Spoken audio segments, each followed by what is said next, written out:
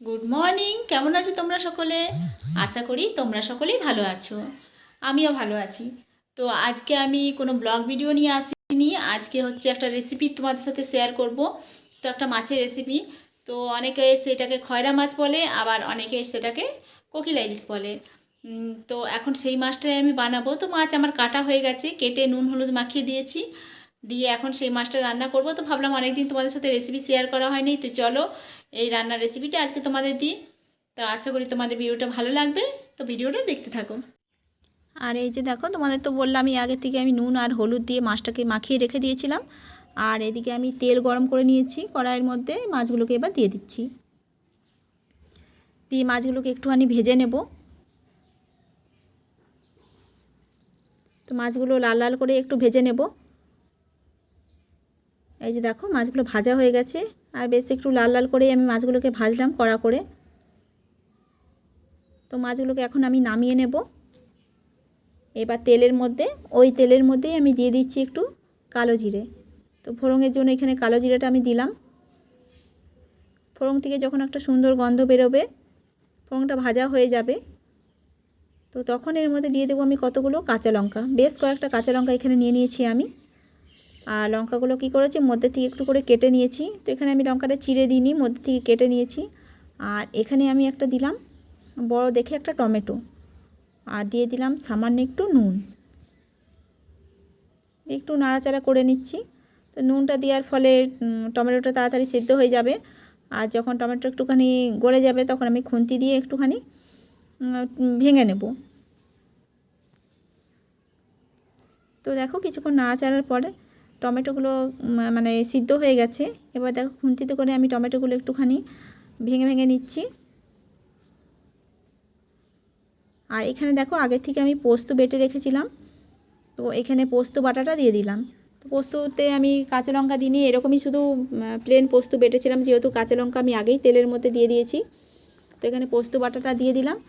আর এখানে দেখো সাদা সর্ষে, তো 2 চামচ পোস্ত বাটা, 2 চামচ সাদা সর্ষে, তো 2 চামচ করে আমি নিয়েছিলাম। তো পোস্ত সর্ষে দুটোই আমি দিয়ে দিয়েছি। আর এখন আমি দিয়ে দিলাম সামান্য একটুখানি লঙ্কার গুঁড়ো। তো লঙ্কার গুঁড়োটা যে যেমন ঝাল খাবে সেই হিসাবে দিতে পারো। তো যেহেতু আমি কাঁচা লঙ্কা অনেকগুলোই দিয়েছি, তো সেই কারণে আমি লঙ্কা গুঁড়োটা কমই দিলাম।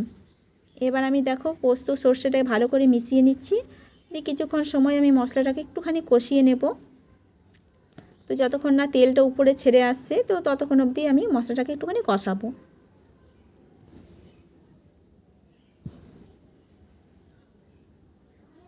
তো এখন দেখো, মশলাটাকে বেশ কষিয়ে নিচ্ছে, এর উপরে তেলটা বেশ ছেড়ে এসছে। আর আমি আগের থেকে কিন্তু একটু গরম জল বসিয়ে দিয়েছি, কারণ এই রান্নাটার মধ্যে আমি একটু গরম জল ব্যবহার করব। তো যে কোনো রান্নাতেই দেখবে গরম জল দিলে রান্নার স্বাদটা আরও ভালো হয়। তো এখানে আমি জলটা দিয়ে দিলাম, গরম জল। তো গরম জলটা দিয়ে আমি ঝোলটাকে একটুখানি ফুটিয়ে নেব। তো একটু সময় ঝোলটাকে ফুটিয়ে নিচ্ছি। আর একটু নাড়াচাড়া করে দেখো, একটু সময় ঢাকা দিয়ে রাখবো, কারণ যতক্ষণ না ফুটে ততক্ষণ অবধি। আর এই দেখো, ঝোলটা আমার ফুটে উঠেছে। এখন আমি ভেজে রাখা মাছগুলো এক এক করে দিয়ে দেব। যেহেতু আমি এতটা ঝোল রাখবো না, সেই কারণে মাছটা দেওয়ার পরে আমি আর একটু সময় এটাকে ফুটাবো, কারণ এটা বেশি ঝোল ভালো লাগবে না খেতে। তো এবার দেখো, মাছটা দেওয়ার পরে আমি মাছগুলো একটু উল্টে পাল্টে নেব, নিয়ে আর একটু সময় এটাকে ঢাকা দিয়ে রেখে দেব। তো যখন দেখবো একটু শুকনো শুকনো হবে, তখন এটাকে নামাবো, ঝোলটা একটু টেনে গেলে। তো এদিকে দেখো, ঝোলটা পুরো টেনে গেছে।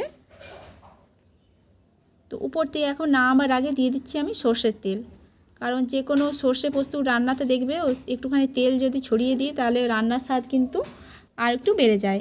এবার আমি দিয়ে দিচ্ছি উপর থেকে একটু ধনেপাতা কুচোনো, আর কয়েকটা কাঁচা লঙ্কা নিয়ে নিয়েছি আমি। তো সেই কাঁচা লঙ্কাগুলোকে আমি দিয়ে দিচ্ছি, কারণ আগের লঙ্কাগুলো তো আমি তেলের মধ্যে ফোড়ন দিয়েছিলাম। আর এই যে এখন যে লঙ্কাটা দিলাম, এই লঙ্কাটার স্বাদটা গন্ধটা কিন্তু আরও বেশি ভালো লাগবে, যেহেতু নামাবার আগে দিচ্ছি।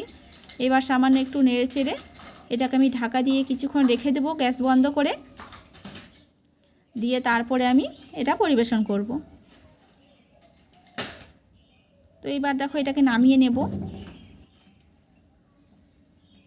তো কিছুক্ষণ ঢাকা দিয়ে রেখে দিয়েছিলাম।